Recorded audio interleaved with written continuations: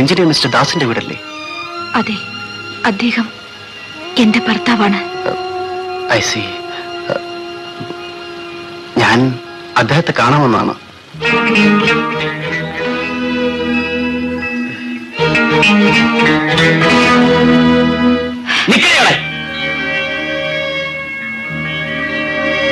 നീ പഴയ കാമുകി അന്വേഷിച്ചു വന്നതായിരിക്കും. പക്ഷെ പണ്ടത്തെ പോലെ കഴുത്തിൽ കൈയിടാനും പ്രേമിക്കാനും ഒന്നും ഇവിടെ സൗകര്യപ്പെടുകയില്ല. നീ എന്തിനാണ് വിങ്ങിപ്പൊട്ടുന്നത്? ഓ, പഴയ കാര്യങ്ങൾ ഓർത്തിട്ടായിരിക്കും. ആ, ഇവളിപ്പോൾ എന്റെ ഭാര്യയാണ്. പോരെങ്കിൽ ഗർഭിണിയും. ഇവളോട് നിനക്ക് ഇപ്പോഴും പ്രേമമുണ്ടെങ്കിൽ കല്യാണം കഴിച്ചു തരാം. മിസ്റ്റർ ദാസ്, ആക്ഷേപിച്ചു തീർന്നു.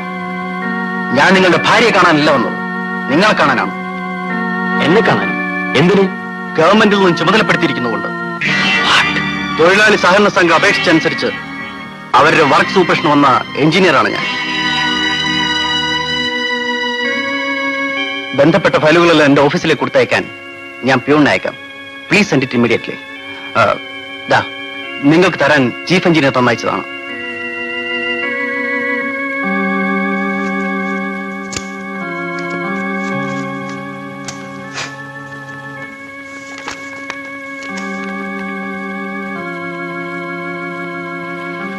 എന്ത്?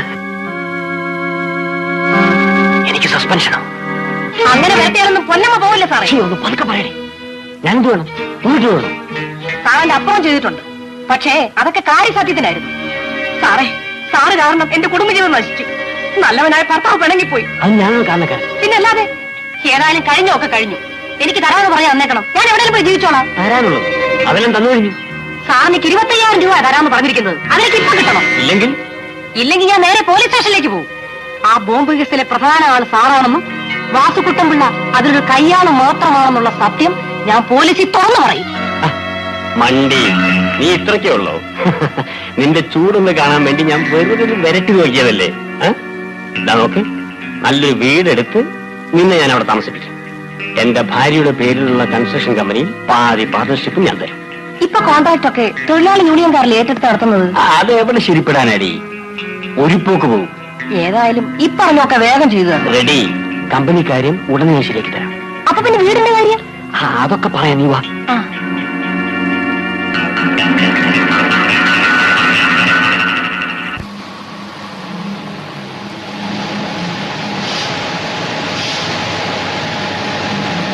തൊഴിലാളികളുടെ കോഓപ്പറേറ്റീവ് സൊസൈറ്റിക്കാണ് ഗവൺമെന്റ് വർക്ക് കൊടുത്തിരിക്കുന്നത്.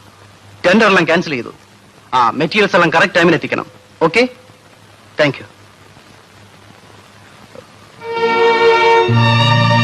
നമസ്കാരം, ഇരിക്കൂ.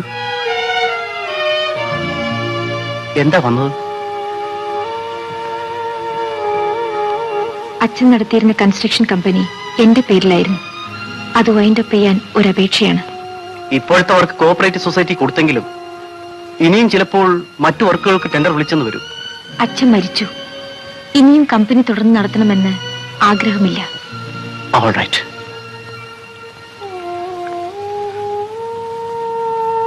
സുനന്ദ ഇവിടെ ഉണ്ടെന്ന് അറിഞ്ഞിരുന്നെങ്കിൽ ഞാൻ ഇങ്ങോട്ട് വരില്ലായിരുന്നു. കോളേജിൽ വെച്ച് നാം അടുത്തു, വേർപെട്ടു. ഇന്ന് ഞാൻ നിങ്ങളുടെ പുറകെ നടക്കുന്നെന്നാണ് നിങ്ങളുടെ ഭർത്താവിന്റെ സംശയം. എന്റെ അച്ഛന് വേണ്ടി, എന്റെ കുടുംബത്തിന് വേണ്ടി പലതും എനിക്ക് രചിക്കേണ്ടി വന്നു. എന്റെ വേദന എങ്ങനെ അറിയണ്ട. I am sorry. സുനന്ദേ, നിന്റെ മനസ്സ് എനിക്ക് നല്ലതുപോലെ അറിയാം. നോക്കൂ, ഇനി മരണം വരെ നീ എന്റെ സഹോദരിയായിരിക്കും. ഈ നല്ല മനസ്സ് ഞാൻ ഒരിക്കലും മറക്കില്ല. ഞാൻ പോകുന്നു. ശരി.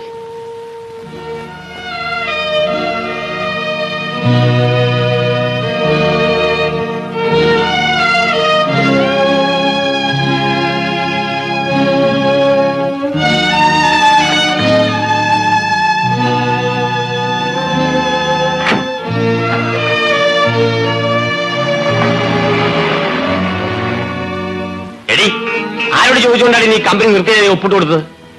ഇനി ആരുണ്ടെന്ന് നടത്താൻ? ഞാൻ പിന്നെ സൗകര്യത്തിരിക്കുകയാണ്. നിനക്ക് എന്തായാലും ഇത്ര വലിയ അത്യാവശ്യം? അച്ഛൻ മരിച്ചു. പുതിയ കോൺട്രാക്ടുകൾ തൊഴിലാളി സംഘടനകൾ ഏറ്റെടുത്തു. ആ നിലയ്ക്ക് ഓഹോ, അപ്പോൾ തൊഴിലാളികളെ നന്നാക്കാൻ വേണ്ടിയാണ് നീ ഇത് ചെയ്തത്. അതായത് നിന്റെ ഗോപാലിനെ സന്തോഷിപ്പിക്കാൻ. എന്റെ ഗോപാലിനോ? പിന്നല്ലാതെ, എനിക്കറിയാമടിയെല്ലാം. ഈ ലോകത്തുള്ള പുരുഷന്മാരൊക്കെ എന്റെ വകയാണെന്നാണോ നിങ്ങളുടെ വിചാരം? അതിലെന്താണ് ഇത്ര സംശയം? നിന്റെ തന്തയുടെ ഏറ്റവും വലിയ ശത്രുവായിരുന്നല്ലോ അവൻ. അയാൾ ചത്തു കഴിഞ്ഞപ്പോ നിന്നെ ആശ്വസിപ്പിക്കാൻ ആദ്യം ഓടിയെത്തിയതാരാ? ഗോപാലൻ. അയാൾ മനുഷ്യനാണ്. പിന്നെ ഞാൻ ആണോന്ന്? നിന്റെ കരുത്തിൽ താലി വെച്ച് അന്ന് മുതൽ തുടങ്ങിയതാണ് എന്റെ കഷ്ടകാലം.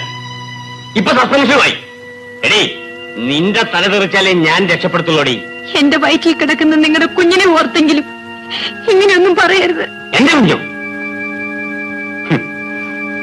അത് ജനിച്ചു കഴിഞ്ഞ് രക്തം പരിശോധിച്ച് നോക്കിയിട്ട് നമുക്ക് തീരുമാനിക്കാം.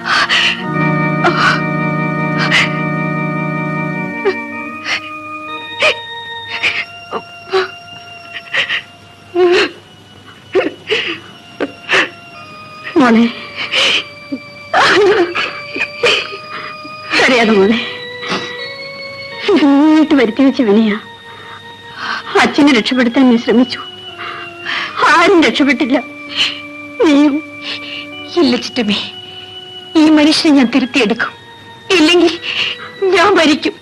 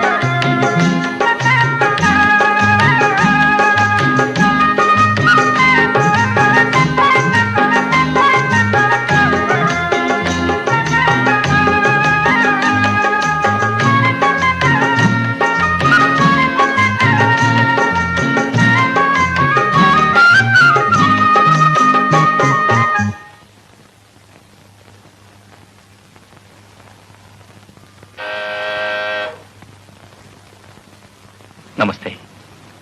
ദാസാറില്ലേ? ഇല്ലല്ലോ, പുറത്തു പോയിരിക്കുക. ഓഹോ, ഞങ്ങളുടെ വർക്ക് പൂർത്തിയായി. ഉദ്ഘാടനം മറ്റന്നാളാണ്. ക്ഷണിക്കാൻ വന്നതായിരിക്കും. അതെ. ഭാര്യയും ഭർത്താവും കൊച്ചമ്മയും വരണം. വാസുകുട്ടമ്പിള്ള സാറാണ് ഞങ്ങളെ ആദ്യമായി ജോലിക്കെടുത്തതും പണി പഠിപ്പിച്ചതും. പക്ഷേ ഇത് കാണാൻ അദ്ദേഹം ഇല്ലാതായിപ്പോയി. ഏതായാലും നിങ്ങൾ എല്ലാ യൂണിയനും ഒന്നിച്ചു ചേർന്നത് കണ്ടിരുന്നെങ്കിൽ തീർച്ചയായും അച്ഛൻ സന്തോഷിച്ചേനെ. ഞങ്ങൾ ഇറങ്ങട്ടെ. അദ്ദേഹത്തോട് ഞങ്ങൾ ക്ഷണിക്കാമെന്ന് വിവരം പറഞ്ഞേക്കും.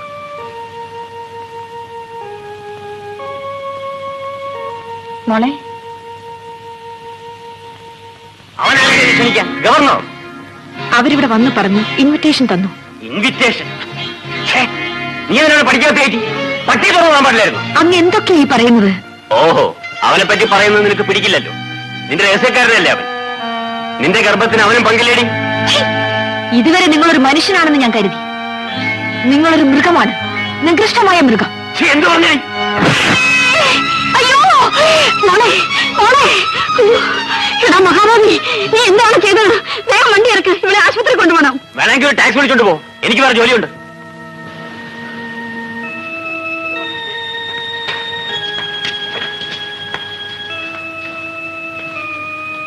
ഇതെന്ത് പറ്റിയതാ?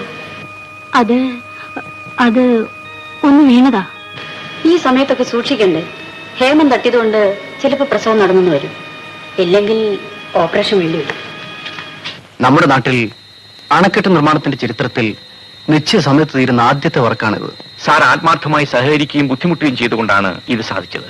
നേരാ സാറേ, ഒരു എഞ്ചിനീയർ എന്ന നിലയിലല്ല, ഞങ്ങളുടെ കൂട്ടത്തിൽ ഒരാളെന്ന നിലയിലാണ് സാറ് പണിയെടുത്തത്. ബാബാ, ഇവിടെ തൊഴിൽ പ്രശ്നങ്ങളൊന്നുമില്ലാതെ വർക്ക് നടന്നുകൊണ്ടാണ് കൃത്യസമയത്ത് പണി തീർന്നത്. സാറ് പറഞ്ഞതാ അതിന്റെ ശരി. നാളെ മീറ്റിംഗ് കഴിഞ്ഞ് ഒരു കലാപരിപാടി വേണ്ട.